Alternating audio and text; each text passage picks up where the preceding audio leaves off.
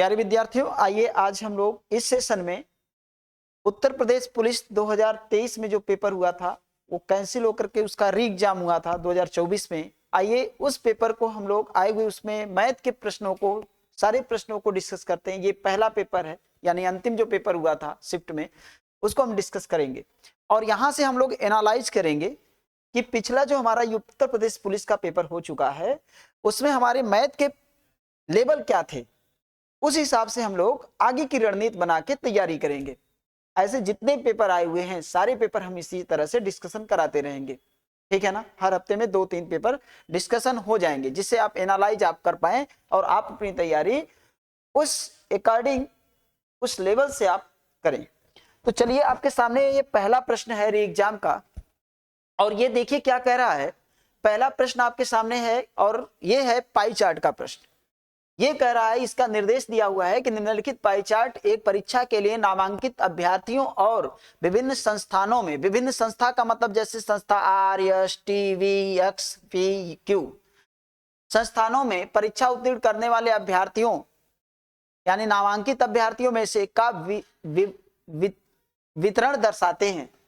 तो नामांकित अभ्यर्थी ये हैं और इनका अलग अलग संस्थानों में कितना कितना % लोग इसमें एडमिशन लिए हैं या नामांकित हुए हैं, ये इसमें दिया गया है।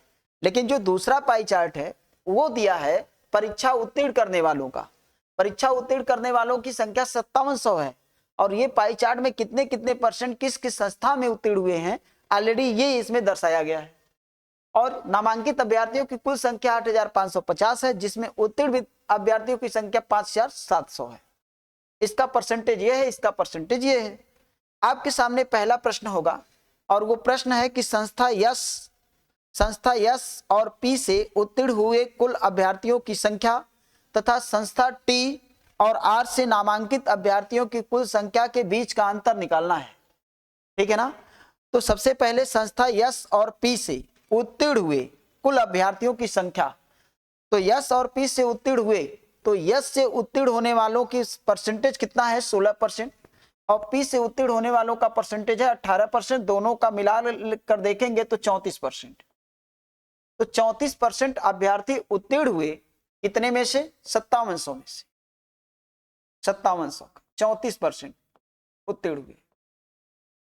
00 से 00 कैंसिल, यानी 57 चौके 228, 8 हो जाएगा, 22 हासिल हो गया, 57 यानी 171, 171 में 22 जोड़ेंगे 193, यानी कि 1938 अभ्यर्थी परीक्षा में उत्तीर्ण हुए दोनों संस्थानों में।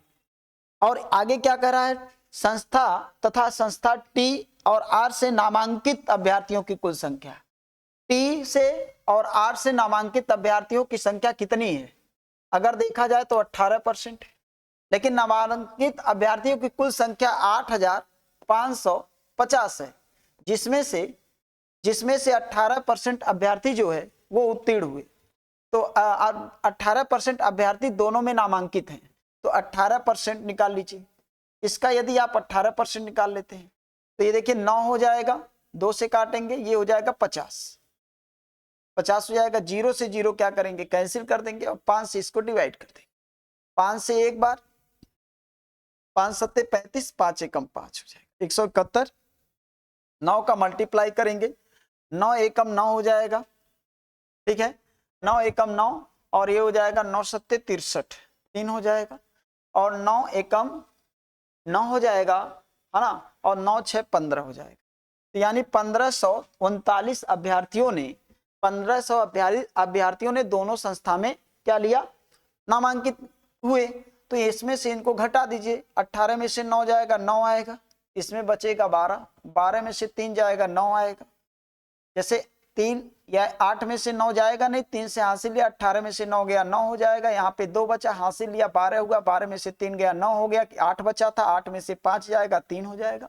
यहाँ बचेगा 1 में से 1 गया 0, यानी 399। इसका जो आंसर आएगा 399 है, इसका आंसर 399 फाइनली आ जाएगा। क्या इस प्रश्न के लिए कोई और मेथड हो सकता है या बाई ऑप्शन हो सकता है? बिल्कुल नहीं, क्योंकि दोनों डाटा अलग अलग है, इसमें कोई आपका कोई मेथड काम नहीं करने वाला है। इसलिए हम चलते हैं अगले प्रश्न पे। अब चलते हैं हम लोग अगले प्रश्न में और ये हम समझ पा रहे हैं कि आपको पहला प्रश्न बहुत बेहतर समझ में आया होगा और आप ये देख सकते हैं बहुत आसान सा प्रश्न था। इस प्रश्न को आप लोग जरूर देखिएगा।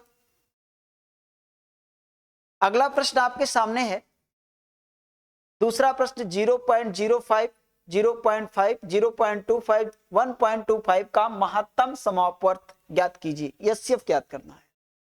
आइए उत्तर प्रदेश पुलिस के लिए ये प्रश्न पूछा गया है। मैं बार बार ये क्लास में जब भी मैं पढ़ाता हूं तो मैं जरूर बताता हूं, एचसीएफ पढ़ाते समय दशमलव में निकलवाता हूं, सब कुछ बताता हूं कि आप हर तरह के एचसीएफ हुआ एलसीएम हुआ तो उसको आप जानिए किस किस तरह से एलसीएम किस किस कैटेगरी के डाटा पूछ सकते हैं, सारी चीजें हम आपको जरूर बताते हैं। आइए देखिए आपके सामने ये प्रश्न पूछा गया है और ये प्रश्न है 0.0 क्या है 5 है, दूसरा डाटा है 0. क्या है 5 है।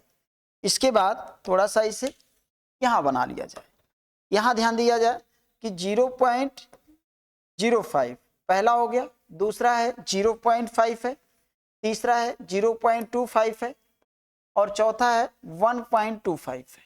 ठीक है ना, ये दशमलव की संख्याएं हैं। ऐसे प्रश्नों को इसका एचसीएफ निकालना है तो हम क्या करेंगे, दशमलव के बाद ये 2 प्लेस तक है, दशमलव के बाद 1 प्लेस तक है, दशमलव के बाद 2 प्लेस तक है, दशमलव के बाद 2 प्लेस तक है।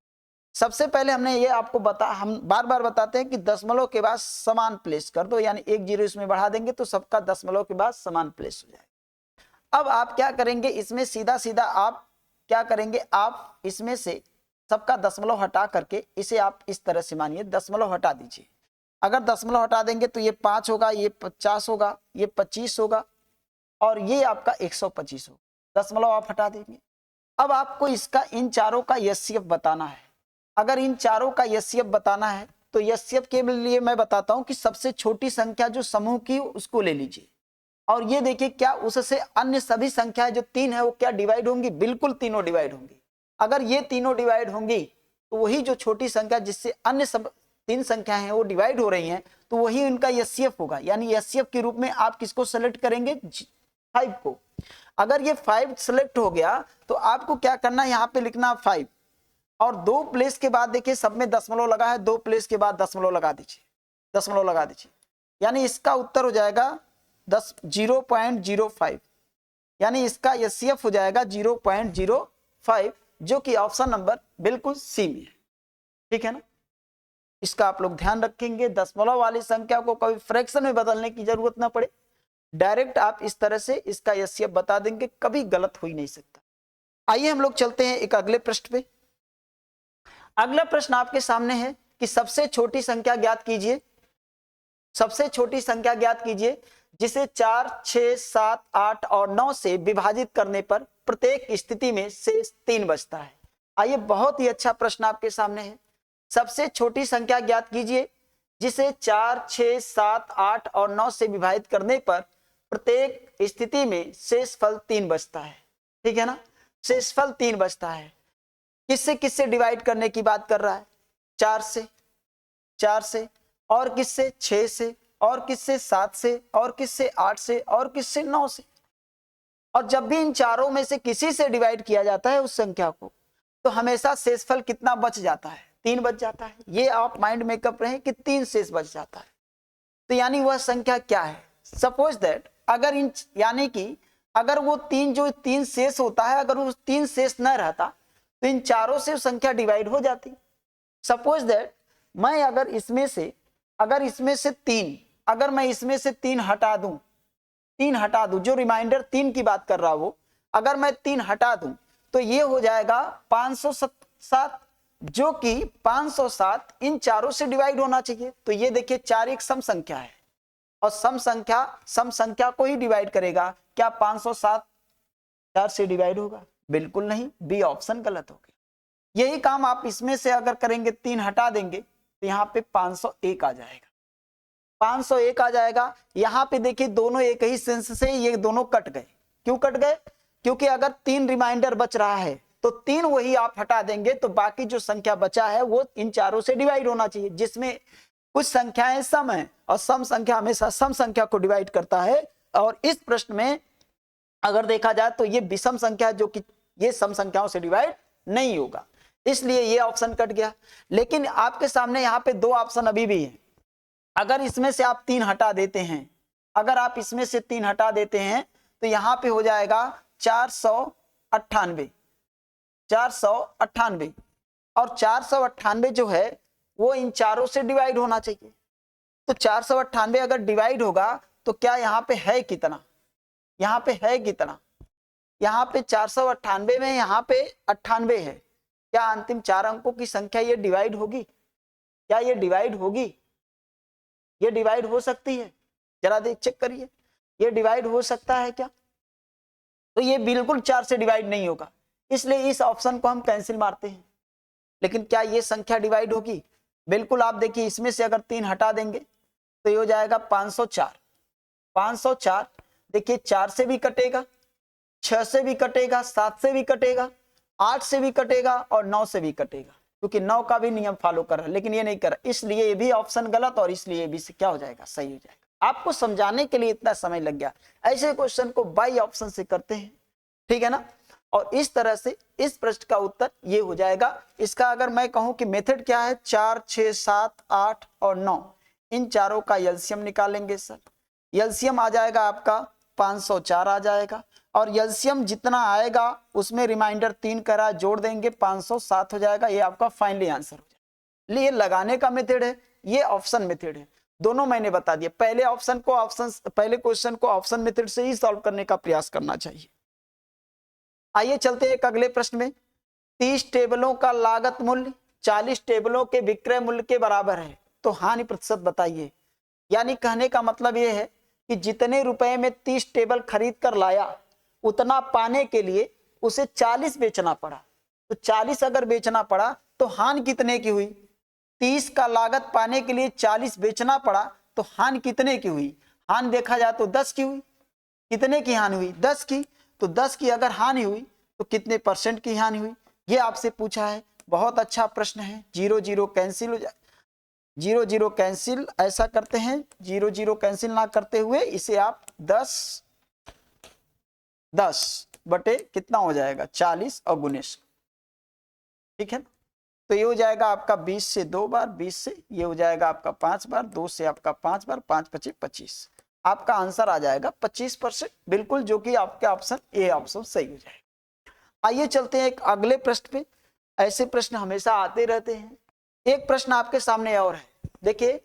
एक फल विक्रेता कुछ संतरे रुपए 10 में 4 की दर से और उतने ही, ध्यान रखिएगा, प्रॉफिट लॉस पढ़ाते समय हम बार बार आपसे कहते हैं कि ये प्रश्न बहुत इंपॉर्टेंट है, और देखिए यहाँ पे पूछा जा चुका है। उतने ही अधिक संतरे 10 रुपए में 5 की संतरों की दर से क्या करता है, खरीदता है।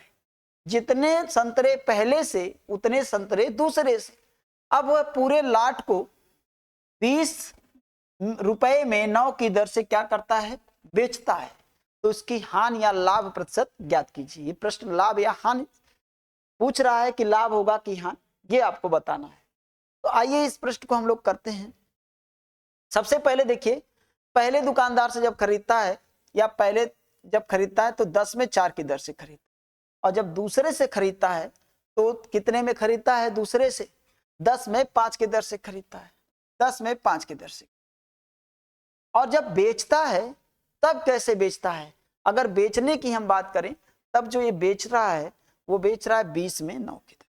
20 में कितने की दर से, 9 की दर। सभी को मिला करके बेच रहा है, क्योंकि उसने कहा अब वह पूरे लाट को, यानी सबको मिला करके 20 की दर से, 20 रुपए में 9 की दर से बेचता है।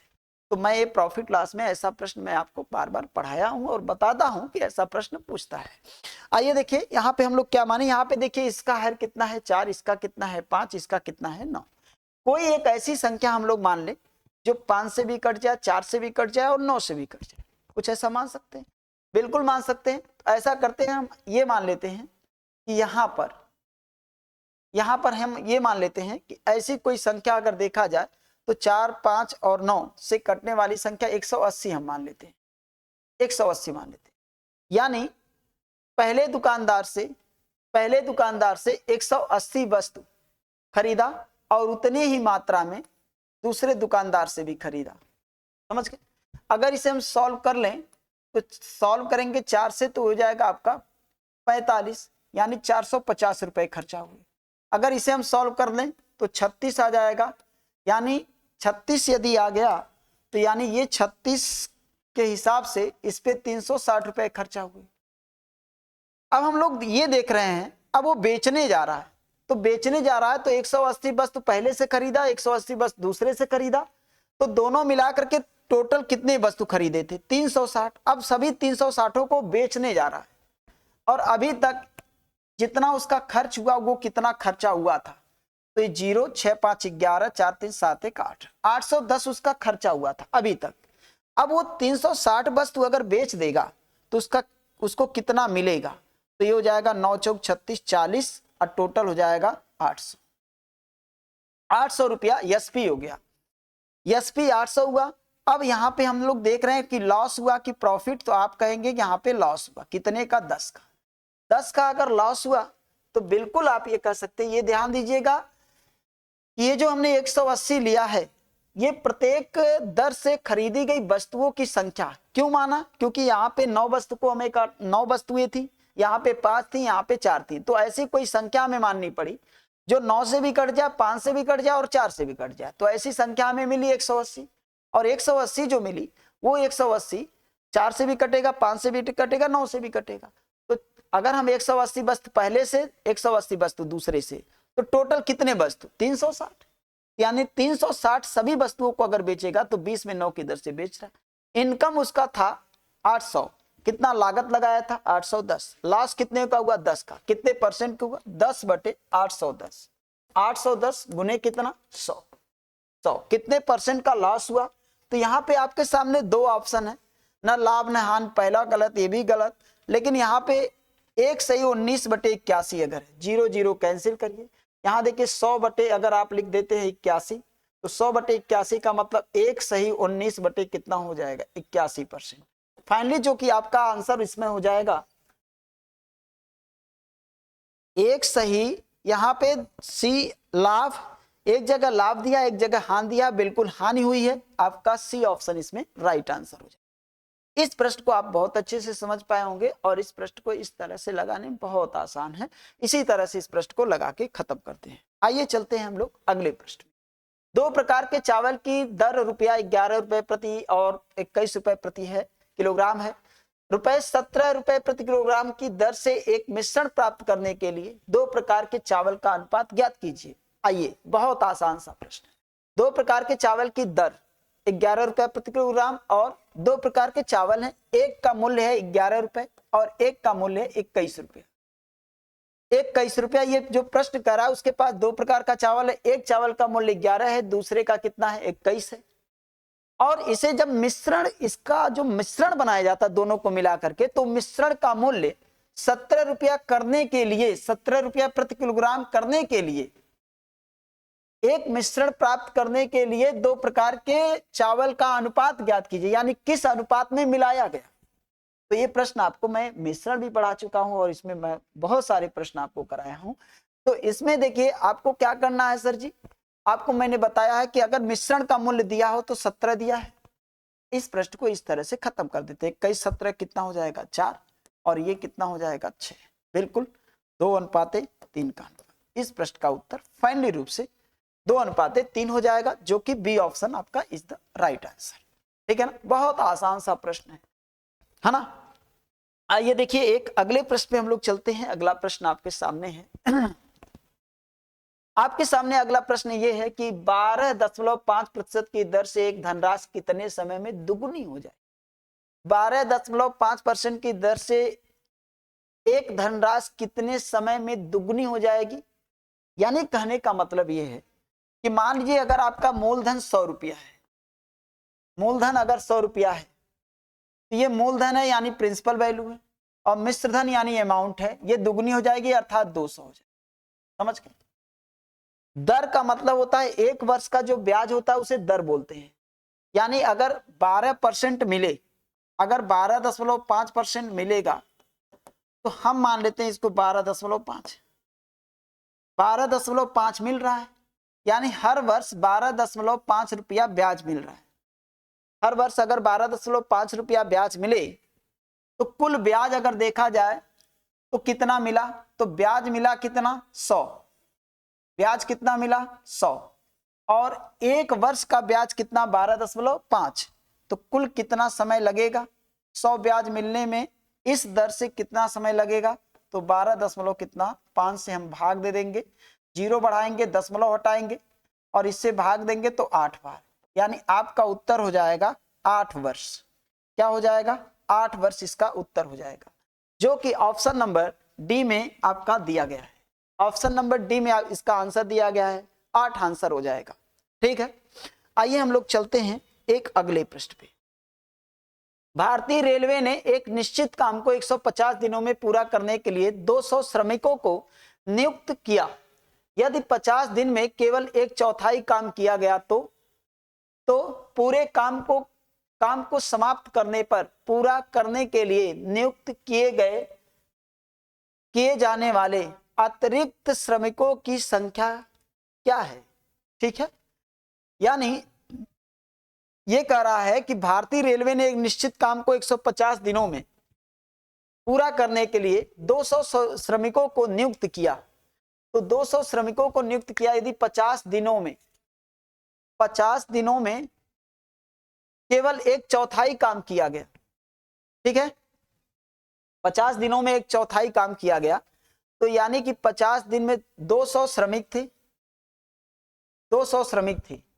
50 दिन में 1/4 का मतलब ये होता है, 1/4 का मतलब टोटल काम 4 और 4 में से एक काम को हम 1/4 बोलेंगे, यानी 200 श्रमिक 50 दिनों में एक काम करते हैं, 4 में से एक काम करते हैं। तो 4 में से एक काम अगर ये कर गए,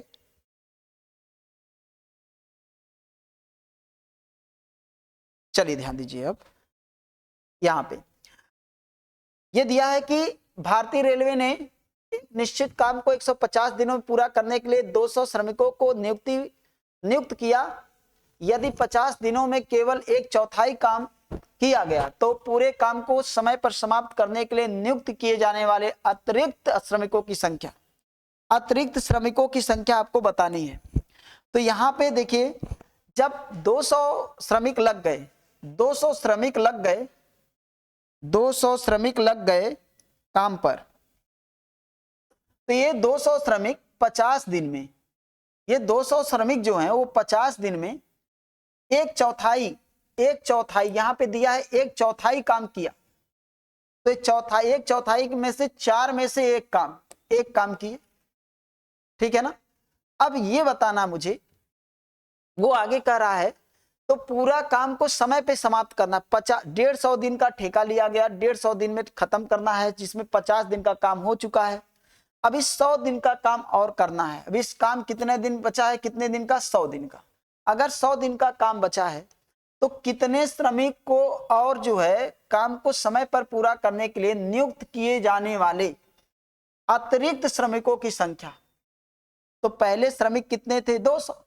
अब श्रमिकों की संख्या हम मान लेते हैं x, और काम बचा कितना है, करना कितना है, 3 काम, तो 3 हो गया।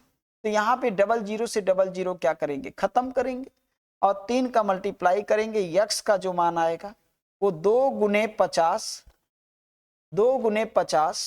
और गुने 3, टोटल हो जाएगा 300 हो जाएगा। टोटल 300 श्रमिक हो जाएंगे। पहले श्रमिक कितने थे, पहले श्रमिक थे 200, अब श्रमिक कितने हो गए, 300। कितने अधिक श्रमिक लगाए गए, 100। कितने अधिक श्रमिक लगाए गए, 100। ऑप्शन नंबर सी, इस प्रश्न का उत्तर ऑप्शन नंबर सी। आइए चलते हैं एक अगले प्रश्न। ये प्रश्न बहुत, देखिए कितना लंबा चौड़ा प्रश्न है। आइए इस प्रश्न को देखा जाए। 12 पुरुष और 18 महिलाएं एक काम को 10 दिनों में, 12 पुरुष और 18 महिलाएं एक काम को 10 दिन में कर सकते हैं। 9 पुरुष और 18 महिलाएं उसी काम को 12 दिन में कर सकती हैं। यदि 2 पुरुष और 3 महिलाएं एक साथ उसी काम को करते हैं तो वे कितने दिनों में पूरा काम कर सकते हैं, कितने दिनों में पूरा काम क्या कर सकते हैं, ये आपसे पूछा गया है। आइए, बहुत ही अच्छा प्रश्न है, इसको देखिए कैसे लगाया जाए। सबसे पहले कुछ चीजें देखिए जो आपसे पूछा है इस प्रश्न में। सबसे पहले ये देखिए आपसे क्या पूछा है, 2 और 3 पूछा है। अगर 2 और 3 पूछा है तो आपको या तो पहले वाले समीकरण से मिलाइए इसको या तो दूसरे वाले समीकरण से। जब भी ऐसा प्रश्न आए तो या तो पहले वाले से मिलाना है या तो दूसरे वाले से मिलाना है। अगर आप पहले लास्ट वाले को जो पूछा है उसको अगर इससे मिलाएंगे आप पहले वाले से तो 2 छक 12 और 3 छक 18 6 बार, यानी 2 छक 12 और 3 छक 18 इससे कट जा रहा है। लेकिन 2 से ये 9 नहीं कट रहा है, 3 से 18 कट रहा है लेकिन 9 नहीं कट रहा है। तो हमें इसके साथ इसको लेना है, यानी 12 पुरुष और कितने 18 महिला हैं। 12 पुरुष 18 महिला काम को कितने दिन में कर सकते हैं? 10 दिन में। समझ गए? मैंने कहा इस तरह के प्रश्न में सबसे पहले प्रश्न में देखिए, अगर डाटा बैठ जाता है तो प्रश्न को इस तरह से निपटा दिए, सभी को लेने की जरूरत नहीं है। अब पूछ क्या रहा है? 2 पुरुष और 3 महिला, 2 पुरुष और 3 महिला। समझ गए? काम को कितने दिन में, यानी D2 दिन में, कितने दिन में कर सकते हैं ये आपसे पूछा है। मैं आपसे अगर कहूं कि देखिए 2 से ये अगर मैं इसमें देखूं तो 6 कॉमन हो सकता है। 6 अगर मैं कॉमन ले लूं, 6 गुने 10, अगर मैं 6 कॉमन ले लूं तो ये देखिए 6 कॉमन ले लूं तो यहाँ पे 2 छक 12, यानी कि 6 से कॉमन ले लूं तो 2 आ जाएगा यहाँ पे, क्योंकि 6 कॉमन हो गया। 2m और प्लस 3 से 6f, बात समझ में आ गई। और ये हो जाएगा आपका कितना? 2m और प्लस 3f, और ये D2 हो जाएगा। ठीक है, ये कट गया। और ये देखिए D2 का जो वैल्यू आया वो 10 छक्का कितना आ गया? 60 आ गया। 10 छक 60 दिन में, यानी 60 दिन में काम को खत्म किया जा सकता है। इस तरह के प्रश्न में बहुत ज्यादा परेशान होने की आवश्यकता नहीं है। कभी कभी डाटा इस तरह से नहीं मिलता है, कभी कभी डाटा इस तरह से मिलता है, और ये डाटा अगर हम लोग देखें तो प्रश्न को इस तरह से खत्म कर सकते हैं। तो इसका आंसर आ गया आपका 60 दिनों में काम को खत्म किया जा सकता है अगर ये लोग करते हैं। आइए एक अगले प्रश्न पे चलते हैं। अगला प्रश्न देखिए क्या दिया है। 2 रेलगाड़ियां क्रमशः 62 किलोमीटर प्रति घंटा और 32 किलोमीटर प्रति घंटे की चाल से समान दिशा में चलती हैं, और तेजी से चलने वाली रेलगाड़ी धीमी गति से चलने वाली रेलगाड़ी में बैठे एक व्यक्ति को 16 सेकंड में पार करती है। 2 रेलगाड़ियां क्रमशः 62 किलोमीटर प्रति घंटा और 32 किलोमीटर प्रति घंटे की चाल से समान दिशा में, दोनों एक ही दिशा में गतिमान है। अगर दोनों एक ही दिशा में गतिमान होंगे तो सबसे पहले S1 डिफरेंस S2 होगा, क्योंकि समान दिशा में गतिमान होने पर चालों का अंतर लिया जाता है। तो सबसे पहले 29 और वो एक का चाल 62 किलोमीटर प्रति घंटा है, एक का चाल 32 किलोमीटर प्रति घंटा है। तो चालों का अंतर अगर हम लोग ले लें यहाँ पे तो 62 माइनस 32 कितना आ जाएगा? 27 किलोमीटर प्रति घंटा। ठीक है, इस चाल से अब कह रहा है कि तेजी से चलने वाली रेलगाड़ी धीमी गति से चलने वाले रेलगाड़ी में बैठे एक व्यक्ति को 16 सेकंड में पार करती है। यानी कितने सेकंड में पार करती है? 16 सेकंड में पार करती है, व्यक्ति को पार करती है। अगर कोई रेलगाड़ी व्यक्ति को पार करती है, चाहे वो व्यक्ति प्लेटफॉर्म पे हो, चाहे वो व्यक्ति किसी अन्य स्थान पे हो, चाहे वो व्यक्ति क्यों ना किसी अन्य रेलगाड़ी में ना हो, तो जो रेलगाड़ी उसको पार करेगी, अगर उस व्यक्ति को कोई रेलगाड़ी पार कर रही है, चाहे दूसरे रेलगाड़ी में बैठा हो, प्लेटफॉर्म पे हो या अन्य कहीं पे हो, तो रेलगाड़ी अपने लंबाई के समान दूरी तय करेगी। तो जो रेलगाड़ी ये कह रहा है तेजी से चलने वाली रेलगाड़ी धीमी गति से चलने वाली रेलगाड़ी में बैठे एक व्यक्ति को 16 सेकंड में पार करती है। और देखिए मैं क्वेश्चन आपको अपने नोट्स में जरूर कराता हूं, करती है। तो तेजी से चलने वाले रेलगाड़ी की लंबाई ज्ञात कीजिए, ये आपसे पूछा है। तो तेज वाली गाड़ी मंद गति से चलने वाली रेलगाड़ी में बैठे व्यक्ति को पार करती है, तो तेज गाड़ी की लंबाई कितनी होगी ये मैं निकाल सकता हूं 27, और ये किलोमीटर प्रति घंटे में है तो इसे मीटर पर सेकंड में बना लेना है। इसे मीटर पर सेकंड में बना लेना है तो 5/18 हो जाएगा, 5/18। अब इसकी चाल मीटर पर सेकंड में हो गई, क्योंकि समय जो दिया है वो 16 सेकंड दिया है, इसलिए हमने चाल को कन्वर्ट कर दिया 16। समझ पाए? तो ये हो जाएगा 9 दूना 18, 9 त्रिक 27, 2 से करेंगे 8, 5 40, 120। यानी जो तेज वाली गाड़ी है, तेज गति से चलने वाली रेलगाड़ी की लंबाई जो होगी वो हो जाएगी 120 मीटर। कितनी हो जाएगी? 120 मीटर। जो कि ऑप्शन नंबर डी में आपका आंसर होगा, यानी 120 मीटर इसका फाइनली आंसर है। आइए चलते हैं एक अगले प्रश्न। 67 मीटर लंबी ट्रेन 10 सेकंड में 33 मीटर लंबी सुरंग को पार करती है। 67 मीटर लंबी ट्रेन 10 सेकंड में 33 मीटर लंबी सुरंग को पार करती है। देखिए ट्रेन से एक प्रश्न इसके पहले भी था, ये भी प्रश्न है। अब कोई ट्रेन है जिसकी लंबाई 67 मीटर है, एक 33 मीटर लंबे किसी सुरंग को पार करती है। तो जब कोई ट्रेन एक ऐसे वस्तु को पार करे जिसकी एक क्षैतिज लंबाई हो, तो उस ट्रेन द्वारा तय की गई दूरी दोनों की लंबाई के योग के बराबर वो दूरी तय करेगा। तो दूरी अगर देखा जाए तो दूरी कितना उसने तय किया, तो दूरी जो रेलगाड़ी ने तय किया अपनी लंबाई और सुरंग की लंबाई के बराबर, अर्थात 100 मीटर के बराबर। 100 मीटर के बराबर दूरी तय किया। अगर ये 100 मीटर के बराबर दूरी तय किया तो इसकी चाल क्या होगी, क्योंकि 10 सेकंड में क्या करती है, वो पार कर जाती है। तो अब मैं चाल अगर निकाल लूं तो चाल हो जाएगा 10 से हम भाग देंगे, 0 0 कैंसिल, ये हो जाएगा आपका 10, चाल हो गया इसका 10 मीटर पर सेकंड।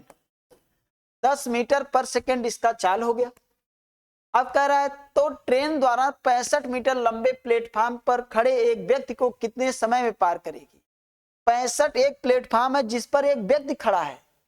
अगर प्लेटफार्म को पार करना होता तो हम प्लेटफार्म की लंबाई को एडिंग करते, लेकिन यहां हमें प्लेटफार्म पे खड़े व्यक्ति को पार करेगी तो अपने लंबाई के बराबर दूरी तय करेगी, अपने लंबाई के बराबर दूरी तय करेगी।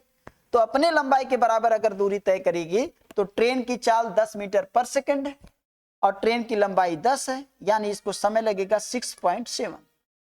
ये आपसे पूछ रहा है कितने समय में पार करेगी, तो बिल्कुल आपका सी ऑप्शन, यानी 6.7 सेकंड में ये पार करेगी। आइए हम लोग इस प्रश्न को हम लोग करते हैं। ये प्रश्न बहुत लाजवाब प्रश्न है और ये प्रश्न सबसे पहले हम आपको बताते हैं कि ये बाई ऑप्शन प्रश्न को कैसे करते हैं। बहुत आसान सा प्रश्न होता है और ऐसे प्रश्नों को बाई ऑप्शन से करते हैं।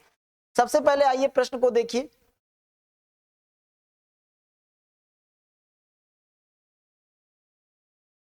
आइए हम लोग इस प्रश्न को देखते हैं कि ये प्रश्न क्या है। 12 नंबर प्रश्न है। निखिल और ऋतु की आय 2:1 के अनुपात में है। वे 5:3 के अनुपात में खर्च करते हैं, यानी जो खर्च करते हैं वो 5:3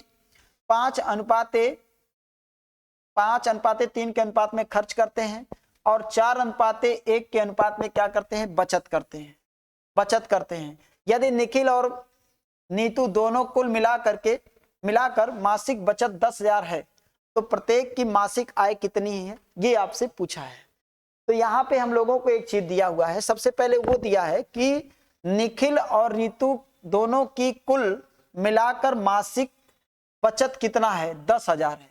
अब मासिक बचत का जो यहाँ पे अनुपात है दोनों का, वो 4:1 कितने का है, 1 का है।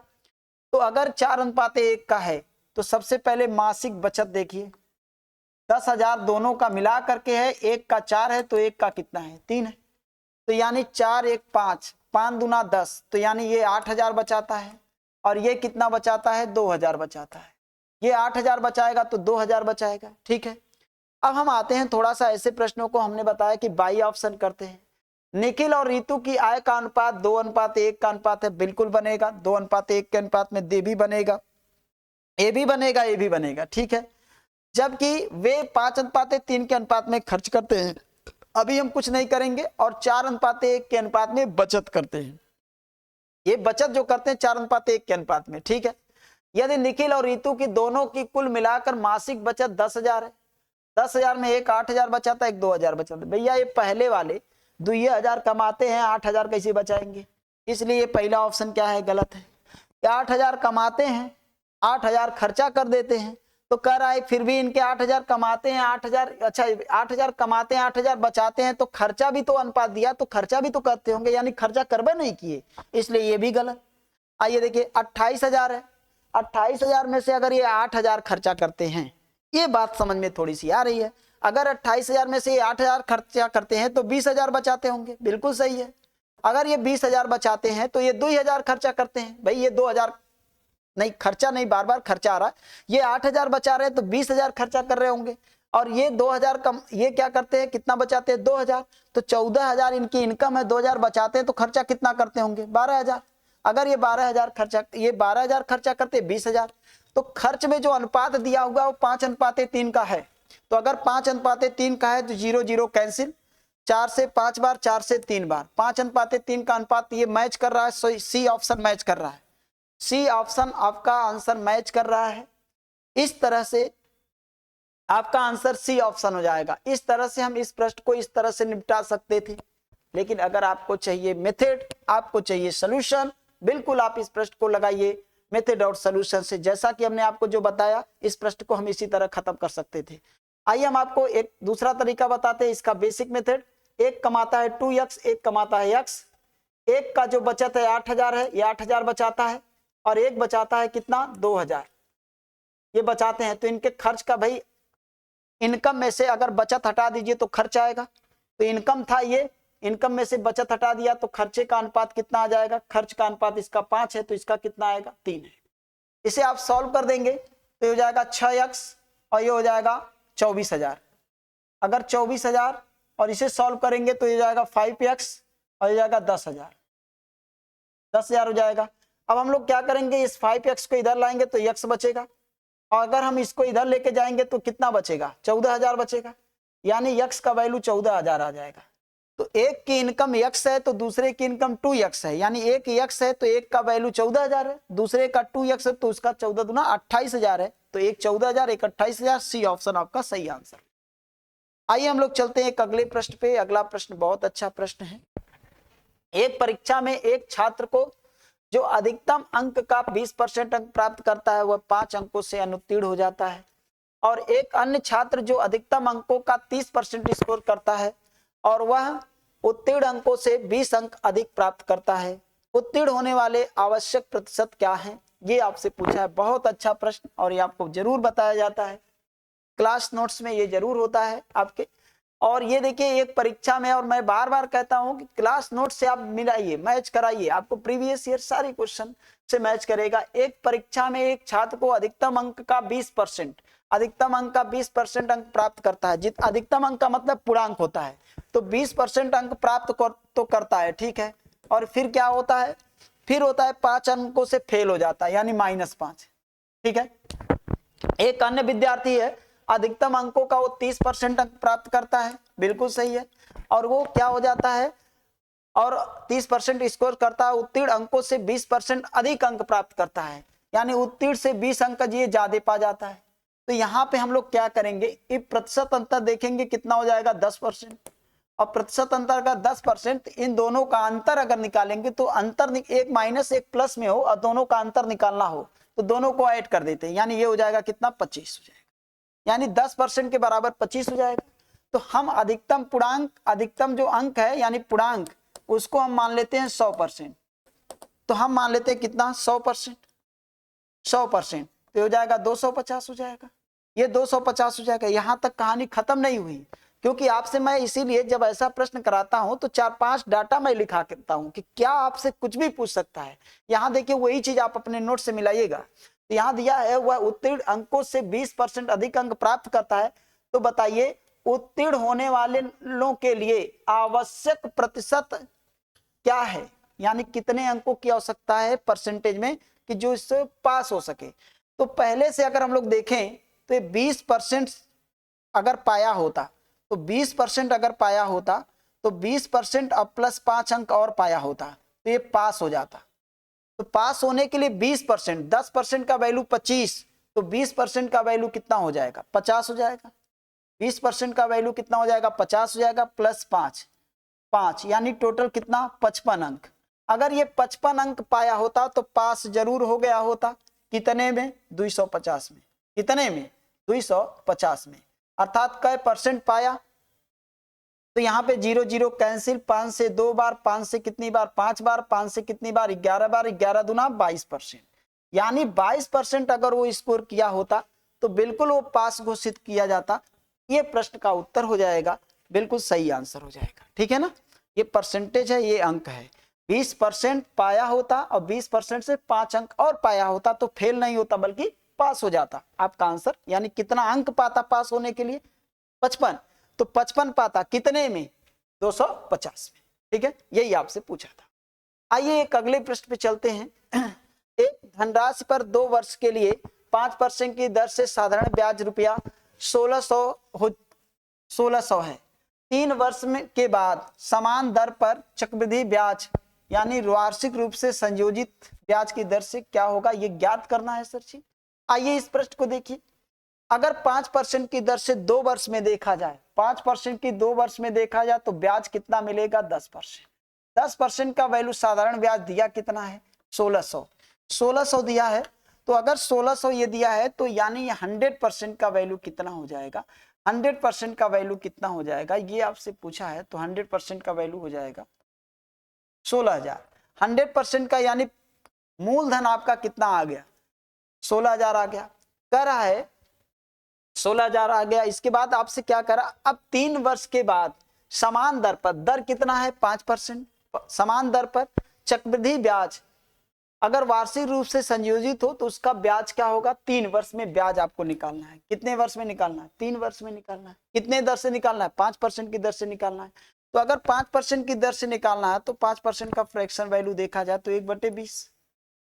तो 20 में एक ब्याज मिलता है तो इसे हम कह सकते हैं 21 बटे कितना 20। कई वर्ष का रहा है? 3 वर्ष का रहा। 3 वर्ष का रहा तो 3 यानी 21 का क्यूब करेंगे 9261 होगा। 9261 बिल्कुल सही है। क्या 20 का करेंगे क्यूब तो 8000 होगा। बिल्कुल सही है, 8000 हो गया। तो ये वाला ऊपर वाला मिश्र धन, नीचे वाला मूलधन होता है। तो अगर हम आपसे कहें कि एसआई कितना होगा सर जी, तो एसआई सीआई कितना होगा यानी कि चक्रवृद्धि ब्याज इसमें कितना होगा? तो भाई मिश्रधन आपका कितना है? 9261 और मूलधन कितना है? 8000। तो यानी जो आपको 1200 इसमें मिल रहा है, 1261 जो मिल रहा है, 1261 जो मिल रहा है वो क्या है? वही आपका सीआई है।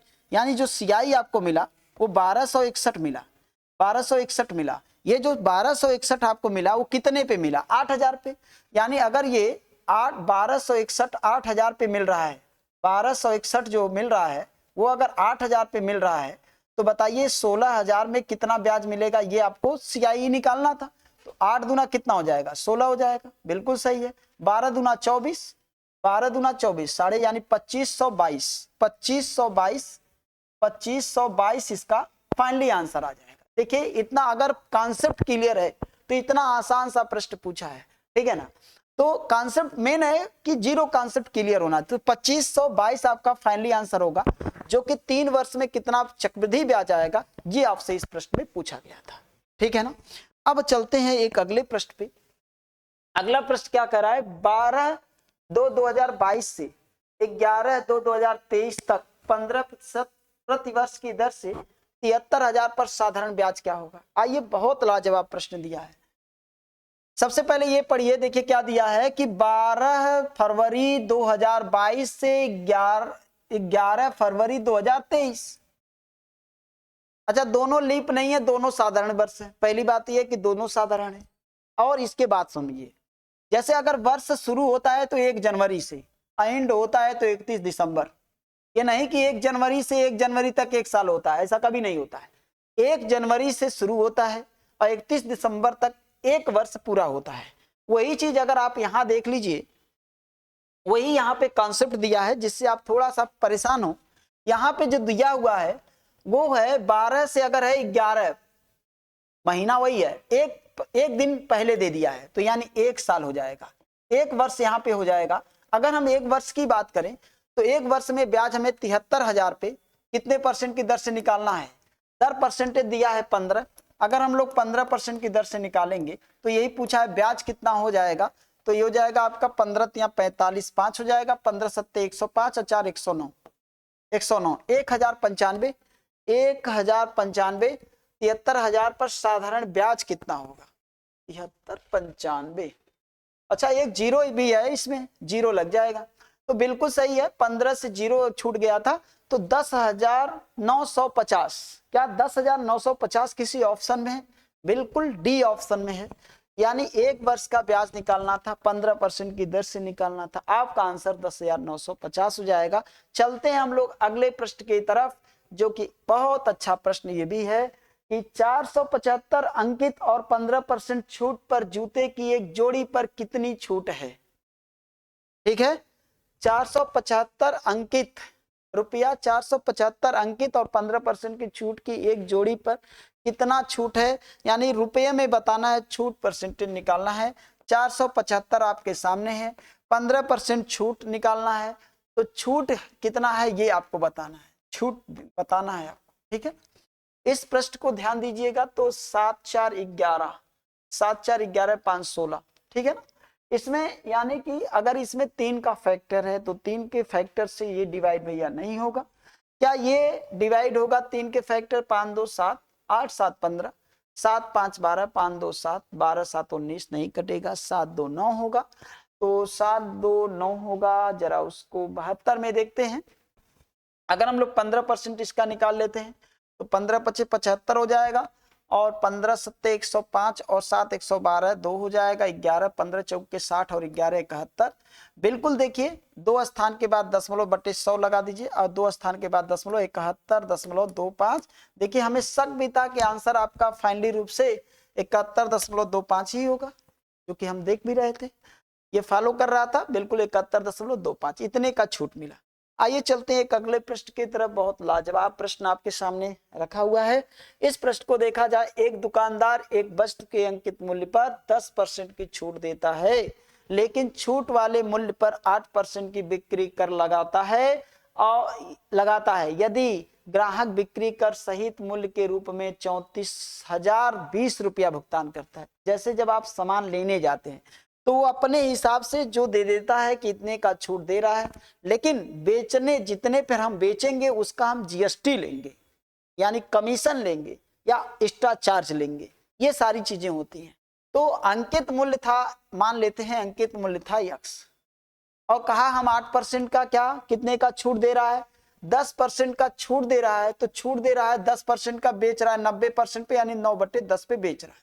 इसके बाद फिर कह रहा है लेकिन छूट वाले मूल्य पर 8% की बिक्री कर लेता है, बिक्री कर टैक्स लेता है, यानी जितने भी हम बेचेंगे उसका हम 8% टैक्स लेंगे। अगर 8% टैक्स लेंगे तो बेचेंगे कितने में, 92%, बेचेंगे कितने पर, 108 पे। कितने में बेचेंगे, 108 पे, 108 पे बेचेंगे, ठीक है ना भाई। 8% हम जितने में इतने में बेच रहे हैं, ठीक है, हम इतने में बेच रहे हैं आपको, और इतने में अगर बेचेंगे तो इसका 8% एक्स्ट्रा लेंगे, यानी 108% लेंगे, तो कितने में वो पाया, यानी देखिए 34,020, ठीक है।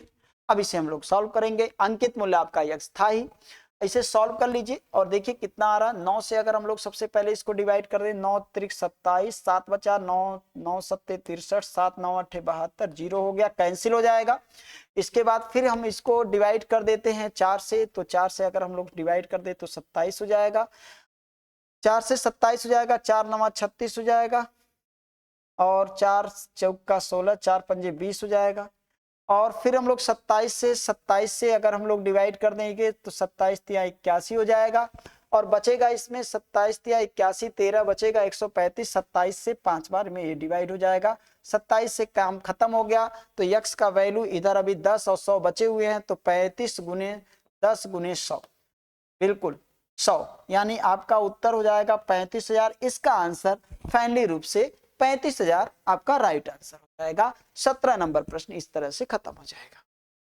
आइए चलते हैं एक अगले प्रश्न पे। यदि यक्स और 1/x x equal to not 0 का औसत यम है, यानी यक्स है और 1/x है, और इसका औसत, यानी दो पद हैं, यानी दो पद, एक पद है यक्स और एक पद 1/x है।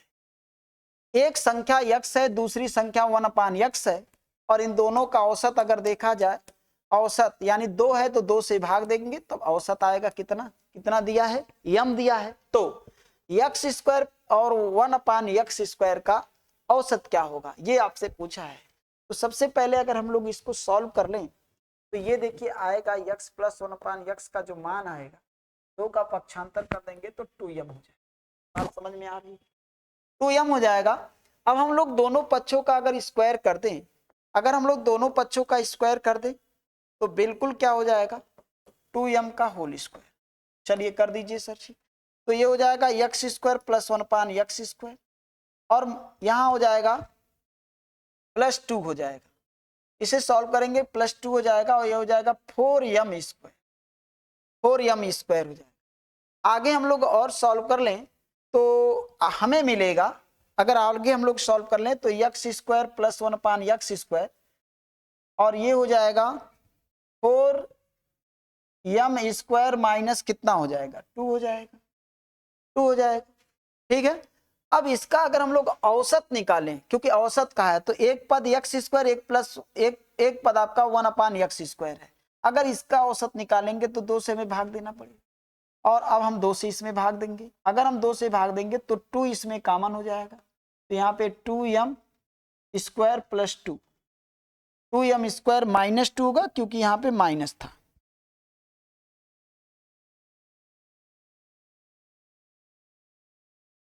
चलिए, क्योंकि यहाँ पे माइनस था तो अगर माइनस था तो यहाँ पे हम लोग क्या करेंगे सर, माइनस करेंगे, यहाँ पे हम लोग माइनस करेंगे, यहाँ पे हम लोग माइनस करेंगे सर और अपान 2 कर देंगे। आपका आंसर 2 से 2 कैंसिल, यानी आपका जो आंसर हो जाएगा वो फाइनली रूप से 2m स्क्वायर और -2 होगा, जो कि ऑप्शन नंबर अगर देखा जाए 2m स्क्वायर -1, 2m स्क्वायर, क्योंकि अगर हम लोग 2 कॉमन लिए थे सर, यहाँ पे 2 कॉमन लिए थे तो यहाँ पे 1 बचा, यहाँ पे 1 बचेगा, बिल्कुल सही है। और इस तरह से आपका फाइनली आंसर हो जाएगा ए ऑप्शन, यानी इसका आंसर हो जाएगा 2m स्क्वायर -1। ठीक है, ये आपसे पूछा गया था। देखिए कितना आसान सा प्रश्न पूछा गया था। आइए हम लोग चलते हैं एक अगले प्रश्न पर। ठीक है, आप लोगों को समझ में आ रहा होगा थोड़ा सा। चलिए देखिए, 9 क्रमागत सम संख्याओं का औसत 132 है, तो पहली संख्या और अंतिम संख्याओं का अंतर क्या होगा, ये आपसे पूछा है। मैं अपने नोट्स में एक क्वेश्चन जरूर कराता हूँ, हो ही नहीं सकता, जब से मैं पढ़ाने के करियर से शुरू किया आज तक ये प्रश्न मैं जरूर कराता हूँ, क्योंकि वो पूछता ही पूछता है। आइए देखिए, यदि 9 क्रमागत सम संख्याएं हैं, संख्याएं 9 है, 9 ले लीजिए, संख्याएं 9 है, ठीक है, और 9 क्रमागत सम संख्या है और संख्याओं का औसत 132 है, तो पहली संख्या और अंतिम संख्या का अंतर क्या होगा, ये अगर आपको पता है कि अंतर क्या होगा, कैसे बताया जाएगा, तो मैंने आपको कहा है कि जितनी संख्या होगी उतने से -2 करिएगा, उतने से -2 करिएगा। और सम संख्या या विषम संख्या 2-2 के अंतर से चलता है, तो यहाँ हो जाएगा 7 गुने 2। एक सेकेंड, यहाँ पे गलत हो रहा है, 9 माइनस जितनी संख्या उससे 1 माइनस होगा, और सम संख्या या विषम संख्या 2-2 के डिफरेंस से चलता है, तो यहाँ पे हो जाएगा 8 गुने 2। फाइनली रूप से आपका उत्तर हो जाएगा 16, जो कि आपका आंसर हो जाएगा 16। इसका फाइनली आंसर ये हो जाएगा, समझ गए। आइए हम लोग चलते हैं एक अगले प्रश्न पे, और इसे आप बाई कॉन्सेप्ट के द्वारा भी 9 सम संख्या है तो इसका औसत 132 है, 132 है, तो अगर 9 संख्याएं हैं तो एक संख्या बीच में हो जाएगा, जो औसत होता है वो बीच में हो जाता है, 4 संख्या पहले और 4 संख्या बाद में, और इनका हमें अंतर निकालना है। तो अंतर अगर निकालना है तो अगर हम यहाँ पे 1 2 3 4, तो 32 पे आए, 132 से बैक होंगे तो 130 पे आएंगे, तो 2-2 के अंतर से अगर हम लोग आ जाएं तो यहाँ से 130 के बाद 128 होगा, और 128 के पहले 126 होगा, 126 के पहले 124 होगा, ये 124 हो जाएगा। आगे बढ़ेंगे तो 134, आगे बढ़ेंगे 136, आगे बढ़ेंगे 138 और आगे बढ़ेंगे तो 140। जरा 140 और 124 का डिफरेंस निकाल के देखिए, आंसर फाइनली रूप से क्या आ रहा है। बिल्कुल आपका 16 आंसर आ रहा, तो बेसिक से भी लगा सकते हैं और आपको मैंने डायरेक्ट मेथड भी बता दिया।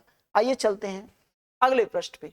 चावल के प्रति किलोग्राम मूल्य में 25% की वृद्धि के परिणाम स्वरूप एक व्यक्ति 1200 रुपए में 6 किलोग्राम कम चावल खरीद पाता है। मतलब बेचारा हमेशा 1200 रुपया लेकर जाता था दुकान पे और उसे कुछ केजी मिल जाते थे, फिर जाता है और वो दुकानदार बोलता है देखिए भैया रेट बढ़ गया है, 1200 लेके गया है, रेट बढ़ गया है। तो कहा अगर रेट बढ़ गया तब क्या होगा, कहा अगर रेट बढ़ गया है तो कहा कितना बढ़ गया है, कहा बढ़ गया है 25%, या अर्थात कितना, तो कहा अगर पहले जितना लेना है तो 25% लाना है, 25% और लाना है, तो 25% और लाना है, यानी 300 और लाना है। कहा नहीं तब, कहा नहीं तब 6 किलो कम मिलेगा, नहीं तब क्या होगा 6 किलो क्या मिलेगा, 6 किलो का चावल कम खरीद पाओगे आप। तो कहा तब अच्छा 6 किलो कम किस रेट से होगा, नए कि पुराने से, नए से। तो यानी आपसे पूछा चावल का प्रति किलोग्राम प्रारंभिक मूल्य क्या है, तो सबसे पहले हम लोग नया मूल्य निकालेंगे। अगर हम लोग नया मूल्य निकालें 6 केजी तो हो जाएगा कितना 50 हो गया। यानी अगर देखा जाए तो नया मूल्य 50 रुपए प्रति केजी हम लोगों का आ गया, ये नया मूल्य है। तो मैं अगर आपसे कहूं कि ये बताइए नया मूल्य अगर 50 रुपए प्रति केजी आया, जो कि 25% की वृद्धि हुई है, 25% की वृद्धि हुई है। अगर पुराना मूल्य 100 था तो नया मूल्य 125 होगा, दोनों का अनुपात 5 यानी ये 4 होगा, ये 5 होगा। तो नया मूल्य अगर 50 होगा तो पुराना मूल्य कितना होगा, 40 होगा कि नहीं। तो नया मूल्य यानी नया मूल्य 50 होगा तो पुराना मूल्य 40 होगा, जो कि इस तरह से ऑप्शन डी होगा। बिल्कुल सही। ऐसे प्रश्न हमेशा आते रहते हैं। आइए हम लोग चलते हैं एक अगले प्रश्न पे। एक व्यक्ति ने एक घोड़े को 25% के लाभ पर बेचा। यदि वह इसे 35% कम में खरीदता और इसे 732 कम में बेचता तब क्या होता, तब उसे 36% का लाभ होता। बहुत लाजवाब प्रश्न है, ये प्रश्न एग्जाम में जरूर पूछता है। आइए देखिए ऐसे प्रश्नों को कैसे करते हैं। देखिए ये प्रश्न आपके यूपीपी में पूछा है। आपका एक एक प्रश्न जो आया हुआ है आपको नोट से अटैच हम करवा देंगे। आप अगर पढ़ रहे होंगे, नोट्स बनाए होंगे, आप अपने नोट्स में एक एक प्रश्न को टच कर सकते हैं, अपने नोट से टच करा सकते हैं। आइए इस प्रश्न को देखिए, आइए इस प्रश्न को देखिए। ये प्रश्न जो दिया हुआ है कि व्यक्ति ने एक घोड़े को 25% के लाभ पर बेचता है, यानी सीपी था कितना 100 था, तो 25% के लाभ पे बेचेगा तो कितने बेचेगा 125 में बेचेगा। सिंपल सी बात है, ठीक है। अगर वो कह रहा है कि 35% कम में खरीदा होता, यानी ये सीपी लिखिएगा और ये एसपी है, 35% कम में खरीदा होता अर्थात कितने में खरीदा होता, ये परसेंटेज है, ये परसेंटेज है, ये भी परसेंटेज है। कह रहा अगर वो 35% कम में खरीदा होता अर्थात 65% में खरीदा होता। और आगे एक चीज और बोल रहा, वो खरीदा होता और 732 रुपए कम में बेचा होता, यानी 732 रुपए अगर कम में बेचा होता तो 125% माइनस 732 कम में बेचा होता तो उसे 36% का लाभ होता। पहले एसपी का लाभ कहां से होगा, पहले सीपी से, और दूसरे एसपी का प्रॉफिट और लॉस कहां से होगा, दूसरे सीपी से। इस बात को ध्यान देना। तो 36% का लाभ होगा, तो यानी कि 36% अधिक है, ये बात का ध्यान देना है। तो 65 का 136 निकाल लीजिए, 65 का 136 निकालेंगे, सॉल्व कर लेंगे तो ये आपको मिलेगा। अगर 5 से डिवाइड कर देंगे 20 हो जाएगा, 5 से डिवाइड कर देंगे 13 हो जाएगा। और ये देखिए 5 से डिवाइड करने के बाद अगर यहाँ पे 2 से डिवाइड कर दिया जाए तो 10 हो जाएगा। 2 से डिवाइड कर देंगे इसे, 2 से यदि इसको डिवाइड करेंगे तो 2 छक 12 हो जाएगा और 2 अट्ठे 16 हो जाएगा, है ना। अब इसे सॉल्व कर 13 बट्ठे 104 हो जाएगा 10, और 13 छक 78 और 10 88 और बटे अगर 10 लग जाए तो यानी कि दशमलव यहाँ पे हो जाएगा, इतना परसेंट हो गया, समझ गए। और इसका यहाँ पे कै परसेंट है, 125 है, तो 125%, ठीक है। बराबर आपका डिफरेंस दोनों का अगर निकालेंगे तो बराबर आपका 732 के समान का। ये प्रश्न इस तरह से ही करते हैं, बहुत तेजी से करेंगे आप। इन दोनों का अगर आप डिफरेंस निकालेंगे तो डिफरेंस निकाल के देखिए 125 में से 88.4 घटा देंगे तो ये आपको मिलेगा 36.6%। 36.6% बराबर 700 कितना हो जाएगा, 32 हो जाएगा। बस आपसे पूछा है क्रय मूल्य भैया बताइए कितना है, क्या पूछा है, क्रय मूल्य बताइए कितना है, तो 732 और बटे 36 दशमलव कितना है 36.6 और गुने 100, गुने कितना 100। अब यहाँ पे देखिए अगर आप प्रश्न को करते जाएंगे ना, डरने की आवश्यकता नहीं है। तो डाटा इस प्रकार से होता है कि वो सेट होता है अपने आप, वो आसान बनते हुए चला जाता है। यहाँ पे आपको देखना चाहिए, अगर एक जीरो यहाँ पे बढ़ा दीजिए तो दशमलव हट जाएगा। 366 दूना कितना होता है 732 होता है, और इनका इसमें मल्टीप्लाई करेंगे तो आपका आंसर हो जाएगा 2000 आपका आंसर आ जाएगा 2000। इस तरह से आंसर क्या होगा, डी ऑप्शन, आपका आंसर डी ऑप्शन। अब ये चीजें आपको बहुत ध्यान से करना है, ये बहुत अच्छा प्रश्न होता है, ये प्रश्न हमेशा एग्जाम में आते रहते हैं, ठीक है ना। आपको ये सब ध्यान देना है और इस तरह से इस प्रश्न को खत्म करना है। आइए हम लोग चलते हैं एक अगले प्रश्न पे। आइए चलते हैं हम लोग एक अगले प्रश्न पे, ठीक है ना। चलिए एक अगले प्रश्न पे अगर हम लोग चले तो एक बस 50 किलोमीटर प्रति घंटे की गति से 250 किलोमीटर की दूरी तय करती है, यात्रा पूरी करने में कितना समय लगेगा। अरे 50 किलोमीटर प्रति घंटे की गति से 250 किलोमीटर की दूरी तय करती, यात्रा पूरी करने में कितना समय लगेगा। तो इसमें तो कुछ था नहीं, इतना आसान प्रश्न, देखिए कितना आसान प्रश्न एक ऐसा रख दिया है कि इसमें पेन ही नहीं चलाना है। तो यानी कि दूरी आपका कितना है 250 और चाल क्या है 50, तो आप जानते हैं 0 0 कैंसिल, 5 घंटा लगेगा। कितना लगेगा, 5 घंटा लगेगा। सी ऑप्शन सही हो जाएगा, ठीक है। 24 नंबर प्रश्न है, ए बी और सी का औसत वजन 60 है, ए और बी का औसत वजन 30 है तथा बी और सी का औसत वजन 70 है, तो बी का वजन कितना है। यही सब तो पूछेगा और क्या, इसमें कुछ था थोड़ी ना। देखिए क्या है, ए बी सी का, तो ए बी सी का अगर औसत दिया है तो ए बी सी का योग कितना हो जाएगा। सर औसत कितना है, अगर 60 है तो 60 गुने 3 100 कितना हो जाएगा, 80 हो जाएगा। और यदि ए और बी का औसत वजन 30 है, ए और बी का औसत वजन 30 है, ए और बी का औसत वजन 30 है, तो 30 दुना कितना हो जाएगा, ए और बी का योग कितना हो जाएगा 60। जबकि बी और सी का औसत वजन कितना है 70 है, तो बी और सी का कितना है 70 है, तो 70 दुना कितना हो जाएगा, 70 दुना 140, 140। अगर आप अच्छे से समझ पाए इस प्रश्न को, सबसे पहले जो दिया है सबका योग, क्योंकि औसत गुने संख्याओं की संख्या बराबर योग होता है। अगर हमें यहां से पूछा क्या है, हमसे बी का वैल्यू पूछा है और हमें बी का वैल्यू बताना है, तो इसमें ए है, ए और बी का वैल्यू हटाएंगे तब भी बी का वैल्यू नहीं आएगा, बी और सी का वैल्यू हटाएंगे तब भी बी का वैल्यू नहीं आएगा, तो और बी का वैल्यू ही हमें बताना है। तो ऐसा करते हैं हम लोग, इसमें सबसे पहले हम लोग ए का वैल्यू निकाल लेते हैं। यहाँ पे ए और बी से अगर हम लोग हटा दें 180, तो ए प्लस बी, यानी सबसे पहले अगर हम लोग इसमें ए और बी सी का वैल्यू निकाल लें, तो सी का वैल्यू हम लोगों को मिल जाएगा ए प्लस बी में से, ए प्लस बी प्लस सी में से, तीनों में से, यानी 180 में से हम लोग ए और बी का वैल्यू अगर हटा दें यानी 60, तो यहाँ पे 120, अगर 60 कर दें तो 120, ये किसका वैल्यू आ जाएगा, सी का वैल्यू आ जाएगा। तो सी का वैल्यू अगर आ जाएगा तो हमें निकालना किसका है, ए का वैल्यू। अब हम लोग अगर ए का वैल्यू भी निकाल लें, 180 में से ए का वैल्यू निकालना है तो 140 हटा देना भाई, इसमें बी और सी का है, तीनों का योग 180 है, अगर हम लोग बी और सी का वैल्यू हटा देंगे तो ए का वैल्यू आ जाएगा, बिल्कुल आ जाएगा। तो 180 में से 140 घटाएंगे कितना आ जाएगा, 40 आएगा। अब हमसे पूछा है कि भैया बी का वैल्यू बताइए, तो बी का वैल्यू बताना है तो तीनों का योग 180, इसमें से हम लोग ए का वैल्यू और सी का वैल्यू अगर हटा देंगे, 180 में से 180 तीनों का है, और इसमें से ए का और सी को अगर निकाल दें तो यानी 120 और प्लस 40, अगर हम लोग ये दोनों का निकाल दें तो 180 और माइनस 120, 40, 160, यानी आएगा कितना, 20 आएगा कितना, 20 किलोग्राम आ जाएगा। तो इसका उत्तर फाइनली रूप से क्या हो जाएगा, बी आंसर हो जाएगा।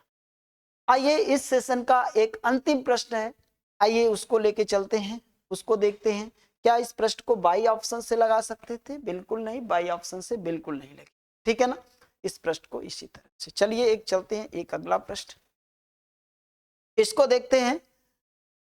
जरा हम पिछले प्रश्न पे आते हैं, बाई ऑप्शन की हम बात करने लगे थे, थोड़ा सा उसको देख लेते हैं, है ना। चलिए देखते हैं कि ए बी सी, यानी कि हमें बी का वैल्यू बताना था, ठीक है। चलिए इसके बाद ये दिया गया पाई चार्ट वित्त पोषण के विभिन्न स्रोतों करोड़ रुपए को दर्शाता है, जो लोक निर्माण विभाग पीडब्ल्यूडी अपनी चरण सेकंड परियोजनाओं के लिए एकत्र करने की योजना बना रहा है, ठीक है। बनाने दीजिए, बना रहा है अगर, ठीक है ना।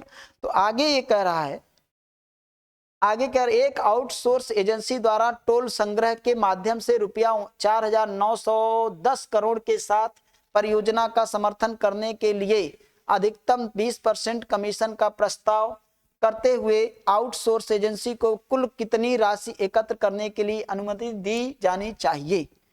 मतलब इतने रुपए हैं, इतना रुपया इकट्ठा करना है, लेकिन उसके बस की बात नहीं है। उसने किसी और को सिलेक्ट किया, किसी और कंपनी को, भैया आप इतने रुपए इकट्ठा आपको करना है, टैक्स लेना है, और जितना आप इकट्ठा करोगे इसका हम आपको इतना देंगे। ये चीजें हैं। तो कितना परसेंट इसने कहा, तो अगर जब 20% कमीशन के साथ, कितना परसेंट, 20% कमीशन के साथ, तो यानी इसका आप 20% कितना है, 4900 कितना है 10, 4910 का 120% निकालेंगे, ये आपका आंसर। समझ गए, 0 से 0, 0 से 0 कैंसिल, 12 एकम 12 2, 12 नवा 108, 108 और 12 नवा 108, एक हो जाएगा 9, और इसके बाद 10, 12 चौक 48, 10 58, यानी 5892, 5892, जो कि सी ऑप्शन हो जाएगा। इस तरह से इस सेशन का आज ये अंतिम प्रश्न था। आप लोगों को ये सेशन शेयर करना है और इसको देखते रहना है, ठीक है ना। और आप लोगों को जो भी इसमें प्रॉब्लम लगे, कोई डाउट है, कोई चीजें क्लियर नहीं हो रही हैं, तो उसका आप रिप्लाई कमेंट बॉक्स में जरूर देंगे, जिससे नेक्स्ट सेशन में हम इसको सुधार के साथ हम अगले सेशन में इससे भी अच्छा कर सकें या बेस्ट दे सकें। समझ पाए। और ये देखिए, एनालिसिस करिए, 2023 का पेपर था, री एग्जाम में ये पेपर दोबारा जब पेपर हुआ तब ये पेपर हुआ था, और ये यूपीपी का ये अंतिम पेपर है। तो इसको आप लोग देखिएगा, एनालाइज करिएगा और इस आधार पर अपनी तैयारी को बरकरार रखिएगा, ठीक है। तो जितने पुराने बच्चे हैं, खास करके जो इस समय रैपिंग कर रहे हैं, तो वो सभी कंटिन्यू हो जाए क्लास के लिए, क्योंकि ये देखिए लेवल क्या है एग्जाम का, ठीक है ना। और इसको देखते हुए आप कंटिन्यू हो जाइए, ठीक है, अभी भी समय है। तो इसलिए अभी से आप बने रहेंगे तो आपके साथ बहुत कुछ किया जाएगा। अब की बार 2026 में, है ना, आप उस लक्ष्य को हासिल कर सकते हैं जिसके लिए आप क्या है, अग्रसित हैं, ठीक है। तो ठीक है, इसके बाद अगले सेशन।